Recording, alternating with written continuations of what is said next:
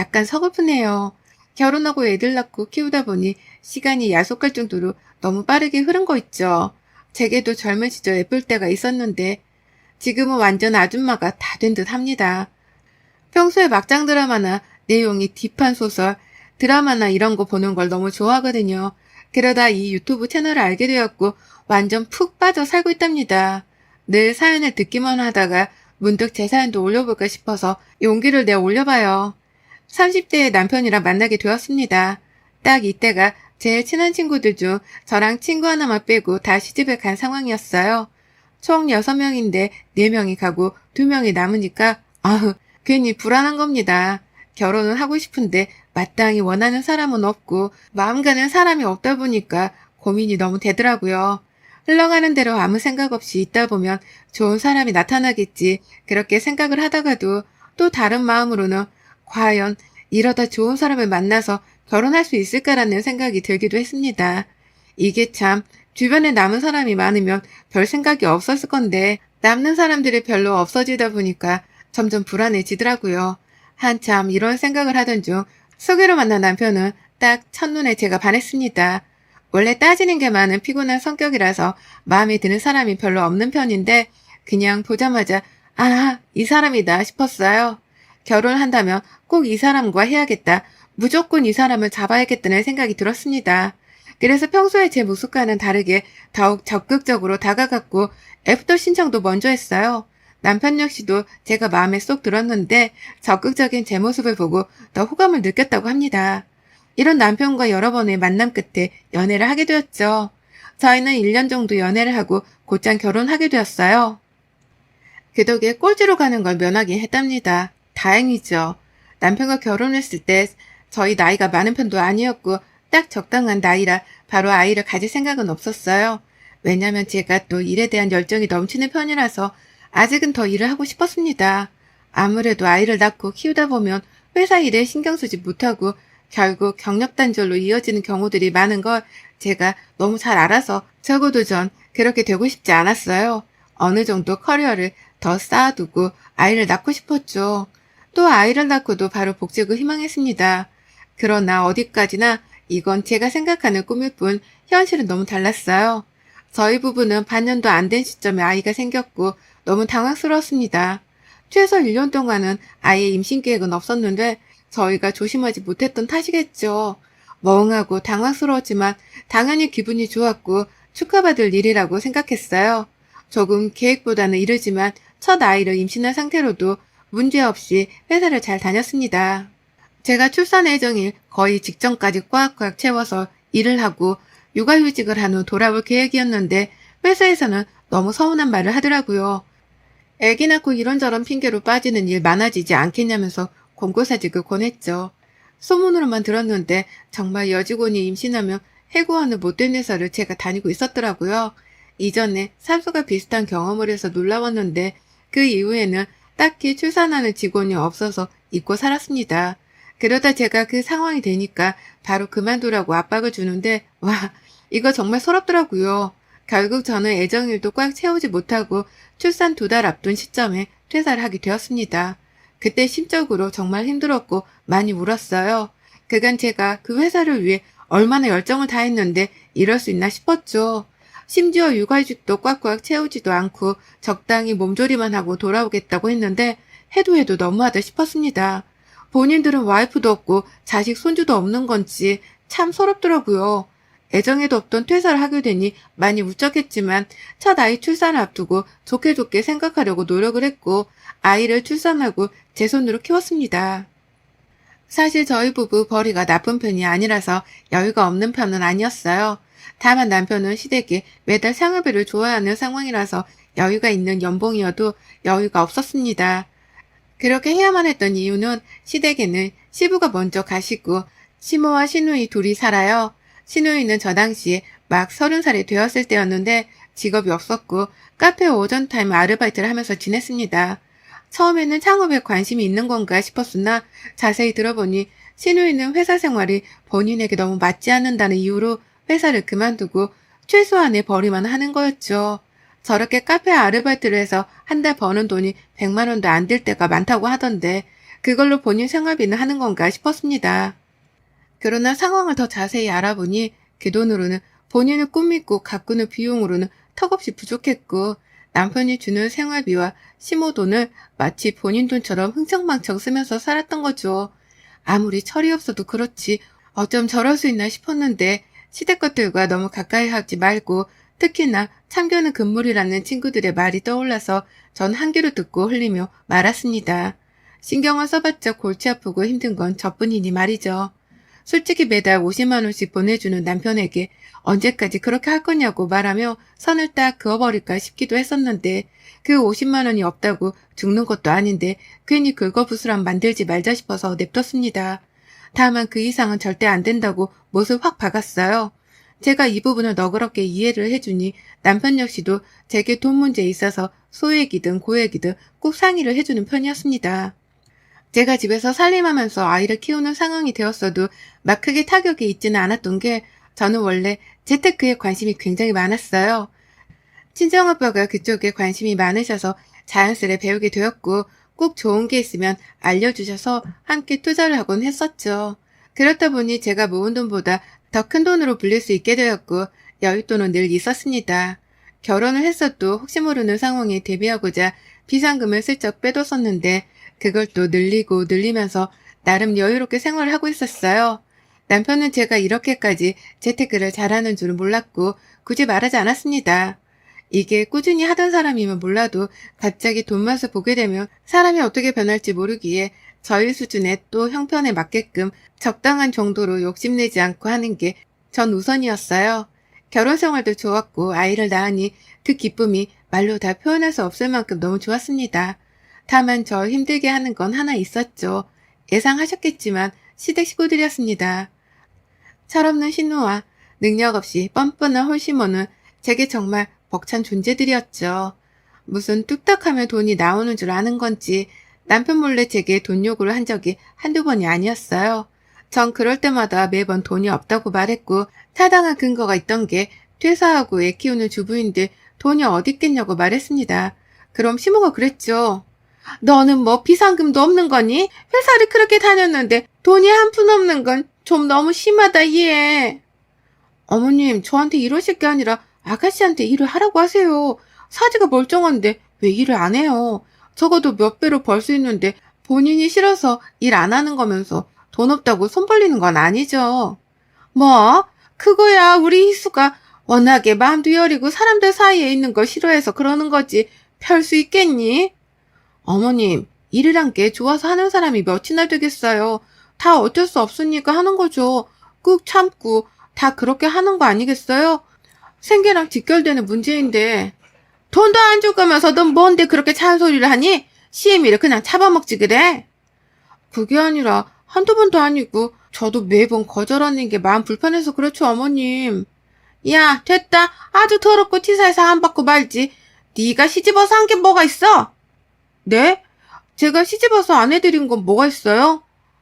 어머님 냉장고에 세탁기 건조기까지 매번 오래 써서 못 쓰겠다고 막 그러셔서 다 바꿔드렸잖아요. 너 한마디를 안 지는구나? 네, 죄송하지만 저도 이제 못 참겠어요, 어머님. 전 그렇게 시모에게 말대답을 따박따박 하면서 혈압을 올려드렸습니다. 이래야 두 번 다시 저에게 욕을 하지 않을 것 같았어요. 한두 번도 아니고 진짜 매번 저러는 시모가 너무 짜증이 나더라고요. 제가 이 부분을 남편에게 굳이 말하지 않은 이유는 어차피 시모랑 신우가 남편에게 바로 연락해서 이랬네 저랬네 하기 때문입니다. 그럼 또 남편은 어느 날은 제게 미안하다고 하고 또 어느 날은 정말 돈이 없냐고 추궁할 때도 있었어요. 그럴 때마다 결국 싸움으로 이어지곤 했었지만 그러려니 했습니다. 애 키우면서 살다 보면 정신도 없고 매일같이 저를 괴롭히는 것도 아니니 그럭저럭 견딜만 했거든요. 그러다 제가 둘째를 갖게 되면서 모든 일들은 부스터라도 달린 듯 급속도로 문제가 되기 시작했습니다. 제가 둘째를 갖고 정말 힘들었어요. 첫째 때는 입덧이 심하지도 않았는데 둘째 때는 정말 입덧이 너무 심각해서 이러다 내가 죽겠다 싶을 정도였습니다. 물 한 모금을 제대로 넘기지도 못하겠는데 하필 또 첫째는 왜 이렇게 말썽인지 난리도 아니었죠. 오죽하면 겨우 이제 4살인 첫째 애를 붙들고 울면서 사정한 적도 있습니다.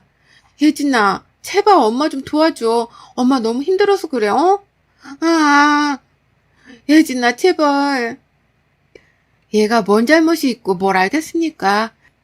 그러나 제가 힘드니까 미치겠는 거죠. 상황이 이렇다 보니 결국은 친정엄마 찬스를 안 쓸 수가 없었어요. 친정엄마께서 자주 오셔서 첫째를 봐주시곤 했습니다. 첫째가 어린이집 갔다 오면 밥 먹이고 씻기고 놀아주시고 하는 걸 도와주셨어요. 다행인 건 집이 가까웠다는 거죠. 그렇게 엄마가 도와주니까 조금은 살 것 같더라고요. 휴식 시간이 찾아오니 죽을 것 같던 몸과 마음이 살아나기 시작했습니다. 제가 이렇게 힘들어하는 걸 저희 엄마 아빠께서는 너무 안쓰럽게 생각을 하셨고, 둘째 출산을 앞두고 친정집에 오라고 하시길래 애를 데리고 갔어요. 그러자 상상하지도 못한 선물을 받게 되었습니다. 아유, 둘째라 그런가? 예진이 때랑은 다르게 배가 엄청 나왔네. 힘들어서 어쩌냐? 밥은 좀 넘어가냐, 이제? 아니야, 아빠. 안 넘어가고 나 죽어. 내가 진짜 이번에 뼈저리게 느꼈어. 엄마는 위대해. 내가 2번 다시 임신하나 봐라. 정말 이유 없이 애진 아빠가 그렇게 밉다니까? 막 얄밉고 짜증나고 그래. 그래도 그렇다고 최서방한테 화풀이하고 그러면 못 써. 나쁜 거야, 그거. 아니, 그걸 떠나서 너 아빠가 가만 보니까 둘째까지 태어나고 하면 복직은커녕 일하는 게 힘들 것 같더라고. 아무리 재테크하고 여윳돈이 있다고 해도 매달 돈이 정기적으로 들어와야 너도 마음이 편하겠다 싶어서 그 아빠 저쪽에 아파트 하나 있는 거 알지? 그거 출산 선물로 줄 테니까 그거 세 받으면서 살아. 정말? 나야 좋지. 세상에 부자 아빠 두니까 이런 게 좋네요. 얼씨구 거기 세만 해도 꽤 나오니까 비상금으로 모아두던가 쓰던가 해. 우리 딸 언제 커서 애를 둘이나 낳고 세월 참 빠르네. 담비야, 다른 건 몰라도 사람 일은 어떻게 될지 모르니까 늘 돈을 잘 모아둬야 해. 언제 어디서 목돈이 필요할지 몰라. 아빠만 명심해. 응, 알겠어. 고마워, 아빠. 전 그렇게 아빠에게 출산 선물로 예상치 못했던 아파트를 받게 되었어요. 그 덕분에 더 마음이 편해졌죠. 굳이 남편에게 먼저 말하지는 않았고 잘 모아두고 있었습니다. 그런데 주변 지인들이랑 대화를 하다 알게 되었는데 이렇게 제가 집이 생겼다는 걸 끝까지 숨길 수가 없을 건데 나중에 걸리는 모양새보다는 차라리 알리고 모아두겠다고 하는 게 더 좋을 것 같다고 해주더라고요. 괜히 속이는 꼴이 되면 불리해질 수 있다고 말이죠. 한참 고민을 해보니 일리가 있는 말인 듯해서 저는 남편에게 슬쩍 말했습니다. 둘째를 낳고 한참 정신이 없을 틈을 타서 정말 슬며시 지나가는 말로 흘렸고 마침 첫째 둘째가 동시에 울고불고 난리가 나서 남편과 저는 이단 분류가 되어 애들을 돌보며 넘어가게 되었어요.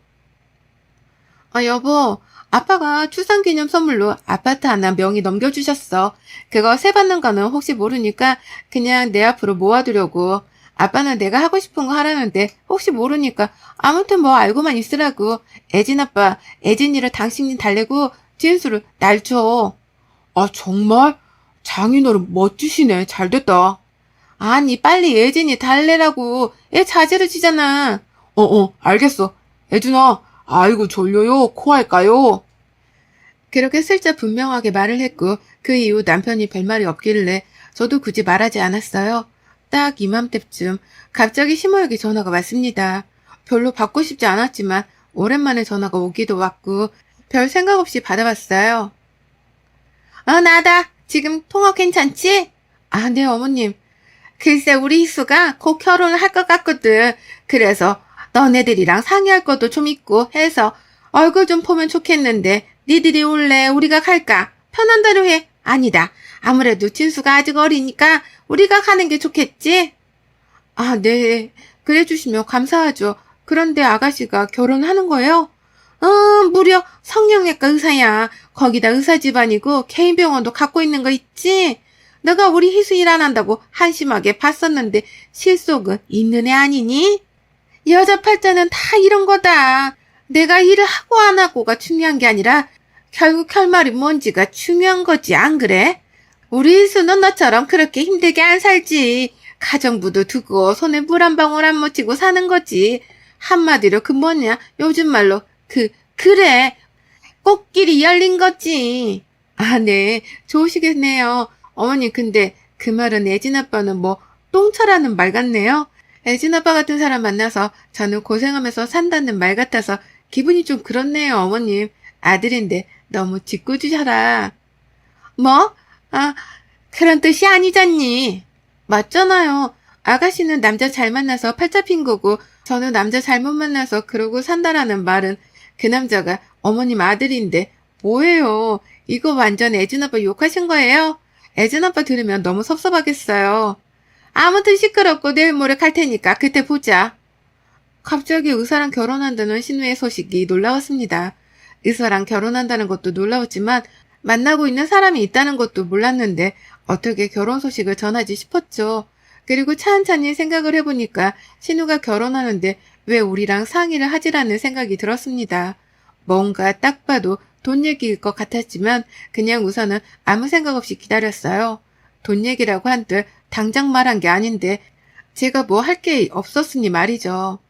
그렇게 당일이 되었고 신우와 시모는 저희 집으로 찾아왔습니다. 마침 애들 낮잠 시간이라 애들을 모두 재웠고 시모와 신우 그리고 저희 부부가 둘러앉아 대화를 나눴죠. 이야, 최희수. 성형외과 닥터를 꼬셨어? 너 능력 있다? 그래서 결혼을 언제 하기로 한 거야? 참나, 날 뭘로 봤는데 여태 그럼? 내가 뭐 아무 생각 없이 사는 줄 알았니? 내가 예전부터 말했지? 그저 남자는 절대 안 만난다고. 의사 정도는 돼야 내 성이 차지, 결혼은 그쪽에서 빠를수록 좋다고 해서 최대한 빠르게 진행하려고 해. 얼, 벌써 시댁에 인사도 드린 거야? 그래, 시댁에 갔는데 글쎄 우리 희수 이쁘다고 난리도 아니었다고 하더라. 하루빨리 날 잡자고 이렇게 뭐 있냐고 난리였대. 헐, 정말 다행이네. 아니, 근데 뭐, 우리랑 의논할 게 뭔데? 우리 희수가 대기업 다니는 줄 알거든. 그쪽에서는 우리가 그거 사문서랑 싹 다 조작해서 보여주고 한 거라 철석같이 믿고 있고 뭐 결혼하고 바로 애 갖고 퇴사 처리하면 그만이니까 문제될 건 없잖아. 근데 문제는 당장 돈이 없는 거지. 그쪽 수준에 맞추려면 정말 억소리가 나는데 대출 다 땡겨봐도 5천만 원 뿐이야. 나머지는 니들이 조금 도와줘야 할 것 같아. 아, 그래? 그거 걸리면 위험한데? 안 걸려. 이미 서류는 다 우리한테 있고 없앴어. 벌써 임신하려고 노력 중이고. 그럼 뭐, 5천만 원 필요한 거야? 더 있으면 좋고. 시댁 것들이 대화를 나누는데 제가 지금 대체 무슨 소리를 들은 건가 싶었어요. 어이가 없어서 말이 안 나왔습니다. 사문서 위조 자체가 불법인데 지금 무슨 소리를 들은 건가 싶었죠. 전 어이가 없어서 멍하니 있다가 이대로 있다가 5천만 원 그 돈까지 당연히 줘야겠다 싶어서 나섰습니다. 사문서 위조 그거 걸리면 쉽게 안 나와갈 거예요. 그리고 그 집안 대단한 집안이라면서요. 그런 곳에서 이 문제를 쉽게 넘어가 주겠어요? 그뿐 아니라 저희가 5천만 원을 어떻게 해드려요? 에? 안 걸리면 괜찮지 뭐. 그리고 당신 돈 엄청 많이 있잖아. 아니, 장인어른이 이 사람 출산 선물로 아파트를 줬거든. 거기가 얼마짜린데 거기 담보로 대출을 받던가 아님 팔고 다른 거 사도 괜찮지 않나? 그게 사실이야? 넌 그런 게 있는데 말을 안 한 거니? 참나, 너 진짜 얘가 여우 같다, 응? 뭐라고요? 그게 뭐 어머니 거세요? 그리고 아가씨 결혼하는데 제가 왜 저희 아빠가 주신 집까지 팔아가면서 돈을 해줘요? 전 죽어도 싫고 그 집 손댈 생각도 없으니까 결혼을 하든 말든 알아서 하세요. 당신도 돈을 해줄 거면 능력껏 알아서 해주던가 해. 나한테 피해주지 말고.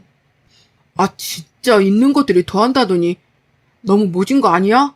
아무리 시댁 식구여도 내 동생이면 당신 동생인 거 아니야? 저거 여우 같은 게 그런 재산이 있으면서도 딱 속이고 있던 거 봐.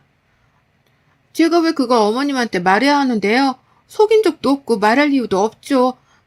아무튼 나가주세요. 이런 얘기 더 이상 하고 싶지 않으니까. 전 뺨을 맞았습니다. 시목을 싸가지 없다며 여우 같다며 뺨을 때리더라고요. 그런데 더 열받는 건 남편이 옆에서 그럴 줄 알았다고 하더라고요. 에, 너 내가 그렇게 까불다 맞을 줄 알았다. 그러게 사람이 인정이 있어야지. 혼자만 잘 살자고 그럼 욕먹는 거야. 겨우 뺨 좀 터치한 걸로 유난 떨 생각 말고 그만 까불어 당신도 엄마한테.